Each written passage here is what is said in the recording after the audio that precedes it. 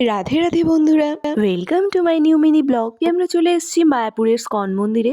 আর এখানকার গঙ্গার আশ্চর্য বিষয় হলো এখানকার জল। মায়াপুরের জল কালো আর নবদ্বীপের জল সাদা, একসাথে বইছে কিন্তু কোনোটার সাথে মিশে যাচ্ছে না। আর এই গঙ্গার জলকে শ্রীমতী রাধারানী শ্রীকৃষ্ণের সাথে তুলনা করা হয়ে থাকে। একটি হলো রাধাকুণ্ড আর অন্যটি শ্যামকুণ্ড। আর এভাবে এটা দেখতে দেখতে আমরা চলে আসলাম মায়াপুরে।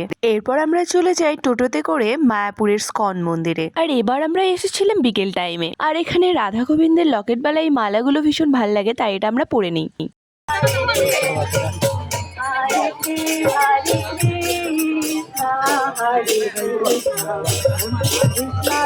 তারপর বিকেল বেলায় হাতিগুলো মন্দিরের চারপাশে পরিক্রমণ করছিল, আর কেউ টাকা দিলে তাকে সুর দিয়ে প্রণাম করছিল।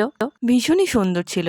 তারপর আমরা চলে যাই প্রসাদ নিতে, আর এখানকার প্রসাদটা খুব ভালো ছিল। এরপর প্রসাদ খেয়ে আমরা হাঁটতে হাঁটতে চলে যাই গোশালাতে। আর এখানে 100 টাকা দিলে পুরো একদিনের জন্য একটি গোমাতার দায়িত্ব নেওয়া যায়। আর আমাদের কিছু খাবার দেওয়া হলো, যেটা আমরা গোমাতাকে খাইয়ে দিলাম। এরপর মন্দির দর্শন করে সন্ধ্যা আরতি দেখে আমরা চলে আসি মন্দিরের বাইরে। আর বাইরেও চলছিল সন্ধ্যা আরতি কীর্তন। রাধে রাধে।